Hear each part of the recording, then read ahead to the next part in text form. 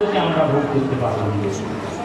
বর্তমানের মাটিতে যারা জন্মাচ্ছে তারা পূর্বপুরুষদের আত্মত্যাগের কথা স্মরণ করবে, তাদের অত্যাচারের কথা, লাঞ্ছনার কথা, আত্মবলিদানের কথা স্মরণ করবে। এই জন্যই আজকের দিবস স্মরণীয় একটি জাতির ক্ষেত্রে, একটি দেশ গঠনের ক্ষেত্রে। আজকে দাদিমা নালন্দা বিদ্যালয় যার উত্তরণ ঘটেছে, আমি এর জন্মলগ্ন থেকে আসি। প্রধান আচার্য শেখ মঈনুদ্দিনের আহ্বানে অনেক বছর আসি। আমি আজকেও ভুল করে ওখানে চলে গিয়েছিলাম, গিয়ে দেখলাম ওখানে কিছু নেই। আমাকে বললেন যে আমাদের মদক্ষর বাবুর সহযোগিতায় এক নবরূপ পেয়েছে এবং তার উত্তরণ ঘটেছে নার্সারি থেকে চতুর্থ শ্রেণী, তারপর উত্তরণ ঘটেছে দশম শ্রেণী পর্যন্ত। আমি শুনতে পাচ্ছি যে মদক্ষর বাবু তাকে দ্বাদশ শ্রেণী পর্যন্ত নিয়ে আসবেন, নিয়ে এসে এই এলাকার ছাত্রছাত্রীদেরকে বাংলা এবং ইংরেজি মাধ্যমে সুশিক্ষিত করবেন, শিক্ষানুরাগী হিসেবে সামাজিক কর্তব্য পালন করবেন। যা জেনে অত্যন্ত আনন্দিত হলাম। তার স্নেহ ছায়া এখানকার এই বিদ্যালয়ের ছাত্রছাত্রী, আচার্য এবং আচার্যবৃন্দ পেয়েছেন। এবারও আনন্দের কথা। সমাজ সেবার কাছে এগিয়ে আসা খুব চারটিখানি কথা নয়। যারা এগিয়ে আসেন তারা এই দেশাত্মবোধে উদ্বুদ্ধ হয়েছেন, এই বিশ্বাস আমার রয়েছে, তাকে ধন্যবাদ জানাই। মজফর বাবুর সঙ্গে পরিচয় অনেক দিনের, হয়তো 20 বছর বা 25 বছর আগে থেকে তার সঙ্গে পরিচয়, যখন তিনি কাউন্সিলর ছিলেন। আমাদের পাশেই থাকেন। আমি চট্টগ্রামের অধিবাসী হয়েছি, প্রকৃতপক্ষে আমি সবংয়ের অধিবাসী। এখানে এসেছি, তিনি বিকাশীপুরের মানুষ। তার পুত্র আজগর আমার সঙ্গে ভালোই ঘনিষ্ঠতা হয়েছে। হ্যাঁ, গত কয়েকদিন আগে 9ই আগস্টের অনুষ্ঠানে আজগরের সঙ্গে আমি ছিলাম সুবর্ণ জয়ন্তী ভবনে। সেখানেও বহু কথা আমরা বলেছি, বর্তমান পরিস্থিতি নিয়ে বলেছি, ভারতের স্বাধীনতার ইতিহাসকে আমরা বিবৃত করেছি। আমাদের কর্তব্য এবং আগামী পরিকল্পনা রয়েছে সে সম্পর্কেও আমরা নির্দেশ করেছি। যে কথাগুলি বলার আমাদের, তোমাদের ছোট ছোট ছেলে মেয়ে একদম ছোট রয়েছে, তোমাদের কাছে হয়তো আমার বক্তব্য পৌঁছে দেওয়ার মতো ক্ষমতা নেই। কেন? তোমরা এখন ধারণ করতে পারবে না। তবে বড়রা যারা আচার্য রয়েছেন, আচার্যবৃন্দা এবং অভিভাবক এবং অভিভাবিকা রয়েছেন, তাদের কাছে কিছু কথা বলবো। যারা আধিকারিক রয়েছেন, পরিচালক বৃন্দ রয়েছেন, স্থানীয় মানুষ রয়েছেন, তাদের কাছে কথা বলবো। তারা তা গ্রহণ করবেন এবং তাদের নূতন প্রজন্মের কাছে কানে কানে মন্ত্রণ দিবেন।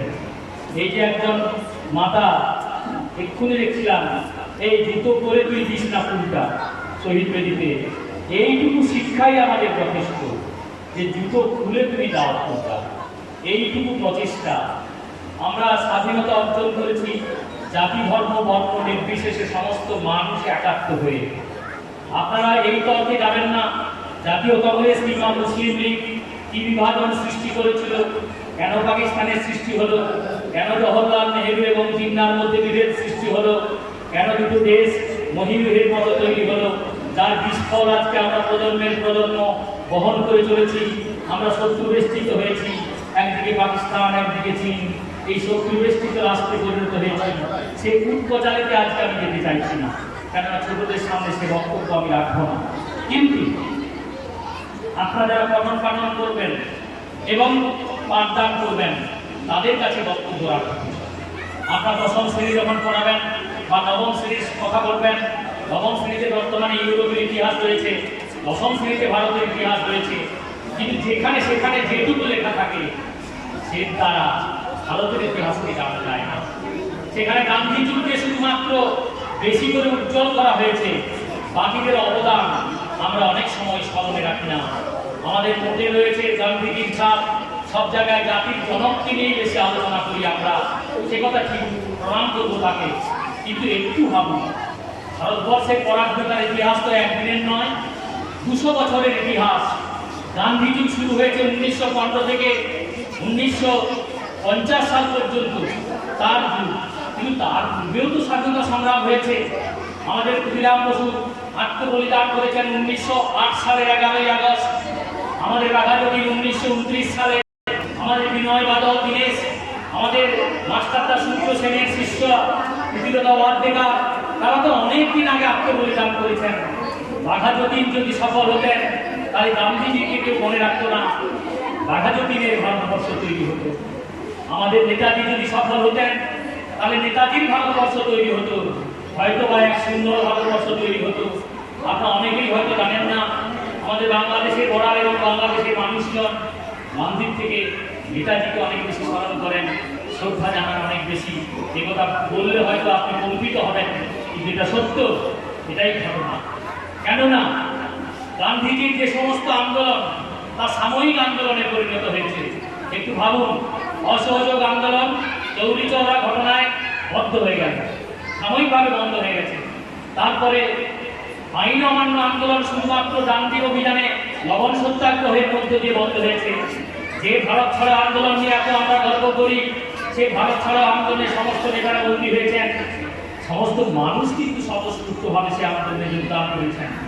আপনারা অখণ্ড মেদিনীপুরে জাতীয় সরকার নিয়ে এত গর্ব করেন, কিন্তু একটু ভাবুন তো, 1942-এর 8ই আগস্ট ঘোষিত হলো ভারত ছাড়া আন্দোলন, 9ই আগস্ট পালিত হলো সারা ভারতবর্ষে, কিন্তু মেদিনীপুরে কেন 29শে সেপ্টেম্বর প্রায় 1.5 মাস পরে এখানে সংঘটিত হলো? তার কারণ হল বিভাজন, জাতীয় কংগ্রেসের মধ্যে বিভাজন। একদিকে যখন সুশীল ধারা, একদিকে যখন সতীশ সামন্ত, অজয় মুখোপাধ্যায় সহিংস আন্দোলনের মধ্য দিয়ে ভারতের স্বাধীনতা অর্জন করতে চাইছেন, তখন চুনিলাল মুইতি, ডক্টর শশীভূষণ কাজা, বসুভূষণ দাস তারা এর বিরোধিতা করেছেন। এবং পরবর্তীকালে গান্ধীজি যখন এসেছেন তারা তাকে অভিযোগ করেছেন বিদ্যুৎ বাহিনীর বিরুদ্ধে। এই ইতিহাস আপনাদের জানতে হবে। আপনার সুতাহাটা এলাকায় রয়েছেন, মহিষাদলে রয়েছেন, যে মহিষাদলে থানা দখল করতে গিয়ে সবচেয়ে বেশি শহীদ হয়েছেন, 13 জন শহীদ হয়েছেন, 12 জন শহীদ হয়েছেন আমাদের বন্ধুকে। আপনারা শুধুমাত্র আলিরাম গ্রামের 85 বছরের বৃদ্ধা মাতঙ্গ, আমরাও সেখানে যাই, কিন্তু সেখানকার মানুষ বলেন যে আপনারা মাতঙ্গলিকে স্মরণ করছেন, কিন্তু যে মানুষগুলো তাকে রাতের অন্ধকারে হ্যান্ডিং নিয়ে পৌঁছেছিল কংগ্রেসের কার্যালয়ে, তাদের কথা একবার বলেন না। ওই বলেন না তো কালীবেড়িয়ার 12 বছরের ছাত্র কুইমাধব প্রামাণিক যে সেদিন গুলিবিদ্ধ হয়ে মারা গিয়েছিল, তাদের কথা আমরা আলোচনায় নিয়ে আসি না। আমরা এই সিন্দুরা গ্রামেরই গোবিন্দ দাসের কথা, আমাদের হরিখালীর পঞ্চানন দাসের কথা, করমগ্রামে সিন্ধি হাজরার কথা, মাধবপুরে আশুতোষ কুইলার কথা যারা শহীদ হয়েছিলেন, তাদের নিয়ে আমরা আলোচনা করি না। বিশিষ্ট কয়েকজন, এটাই আমাদের দুঃখ। আমাদের বহু অবদান রয়েছে শহীদদের, তাদের কথা মনে রাখতে হবে। একটি কথা স্মরণ রাখবেন, 42-এর আন্দোলন যদি সফল হয়েছিল তাহলে স্বাধীনতা আসতে আরো 5 বছর চলে গেল কেন? 1947 সাল হলো কেন? তার কারণ তখন জাতীয় কংগ্রেস বাধ্য হয়েছিল এই ভারত ছাড়া আন্দোলন ঘোষণা করতে। কেননা নেতাজি তখন এগিয়ে আসছেন নির্মল দখল করতে, ওদিকে ত্রাহিরব, সেই ভয়ে জাতীয় কংগ্রেসের যাতে সুনাম এবং জাতীয় রাজনৈতিক হস্তক্ষেপ বন্ধ হয়ে যায়, সেই ভয়েই কিন্তু কুইট ইন্ডিয়া করেনগে মরেনগে এই আন্দোলনে ঝাঁপিয়ে পড়েছিলেন। কিন্তু তাও বিফল হয়েছে। একমাত্র সফল হয়েছে তখন যখন আজাদ হিন্দ ফৌজের বাহিনীর বিচার চলছিল 1946 সালে লালকেল্লাতে। সেদিনই সমস্ত মানুষ জেগে উঠেছিলেন, সমস্ত সেনাবাহিনীর অস্ত্র ত্যাগ করেছিলেন তারা। অ্যান্টনি ক্লেমেন্ট প্রধানমন্ত্রী বাধ্য হয়েছিলেন ভারতবর্ষকে স্বাধীনতা দিতে। এই ইতিহাস স্মরণ করুন। এই যে স্বাধীনতার পরে কিন্তু আমাদের বিস্তৃত রচিত হয়েছে। 2টো লাড্ডু তৈরি করা হয়েছিল, একটা নেহেরুর ভারতকে দেওয়া হলো, আরেক জিন্নাহ পাকিস্তানকে দেওয়া হয়েছে। যা থেকে আমাদের বিভাজন, আমাদের সাম্প্রদায়িক সম্প্রীতি বিঘ্নিত হয়েছে। আমরা পরস্পরকে অবিশ্বাস করি, আমাদের একই রক্ত। নন্দীগ্রামের প্রথম শহীদ শেখ আলাউদ্দিন, তার কথা জানেন? তাহলে হিন্দু মুসলমান মুসলিম লীগ কি করেছিল সেটা বড় কথা নয়। বড় কথা হলো এই সাধারণ হিন্দু মুসলমান কিন্তু কাঁধে কাঁধ মিলিয়ে সেদিন সংগ্রামে ঝাঁপিয়ে পড়েছিল। সেই ইতিহাসকে আমরা স্মরণ করব। সেদিন যারা শহীদ হয়েছিলেন তারা একসঙ্গে কি করেছিলেন? আমরা পরাজয় মানব না, ঘরের কোণে ভিড়ুর মতো রইব না, আমরা আকাশ থেকে বজ্র হয়ে চলতে জানি, মা তোর ভয়ে নেই মায়া আমরা প্রতিবাদে করতে জানি। এই গান তৈরি হয়েছে তাদেরকে নিয়ে, সেই শহীদদের নিয়ে, যারা ক্ষুদিরামের মতো মানুষ, সত্যেন বসুর মতো শিক্ষক ছিল বলে তিনি বিপ্লবী ক্ষুদিরামে পরিণত হয়েছেন। বেণীমাধব দাসের মধ্যে প্রধান শিক্ষক ছিলেন বলেই সুভাষচন্দ্রকে আমরা নেতাজি হিসেবে পেয়েছি, আমরা প্রীতিলতা মুখোপাধ্যায়কে পেয়েছি, মাস্টারদা সূর্য সেনের মতো মাস্টারমশাইরা ছিলেন বলে। এই গুরুরা যদি না থাকতো তাহলে কিন্তু আমরা এরকম ছাত্রদেরকে পেতাম না। সেই দিনকে আমরা স্মরণ করবো। তোমরা এই শিক্ষা গ্রহণ করো। দেশ একদিনে স্বাধীন হয়নি, বহু মানুষের রক্ত দেওয়ার ফলে এদেশ স্বাধীন হয়েছে। তার মর্যাদা আমরা রক্ষা করবো। এই মাটিতে জন্মে আমরা গর্ববোধ করবো। এই মাটিতে জন্মে আমরা বিশ্বাসঘাতকতা করবো না। আমরা আপ্রাণ চেষ্টা করব দেশের স্বার্থকে, জাতির স্বার্থকে রক্ষা করতে। আমরা সেই সমস্ত মানুষকে আজকে সেলাম জানাবো। সালাম সালাম হাজার সেলাম সকল শহীদ স্মরণে, আমার হৃদয়ে রেখে যেতে চাই তাদের স্মৃতি স্মরণে। সালাম সালাম হাজারো সালাম সকল শহীদ স্মরণে, আমার হৃদয়ে রেখে যেতে চাই তাদের স্মৃতি স্মরণে। ভালো থাকবেন সবাই। আজকের এই বিশিষ্ট দিনে প্রত্যেককে শুভেচ্ছা জানাচ্ছি, জাতীয়তাবাদী শুভেচ্ছা জানাচ্ছি। তোমরা আগামী দিনে সুনাগরিক হয়ে উঠবে, নেতৃত্ব দান করবে তোমরা। জয় হিন্দ।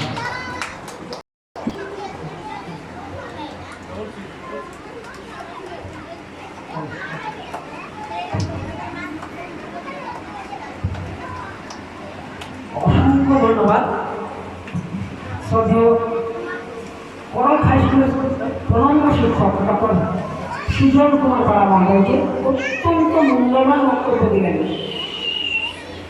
অসাধারণ কিছু তাৎপর্যপূর্ণ বক্তব্য দিলেন, যেগুলো আমাদের সত্যি ভাবার বিষয়।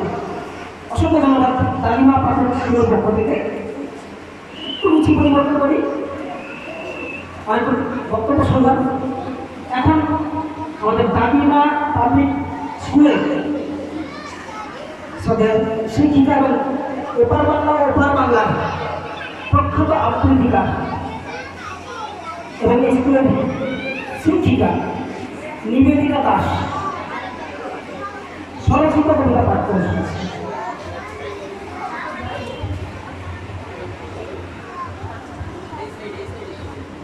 ওইদিকে যাও।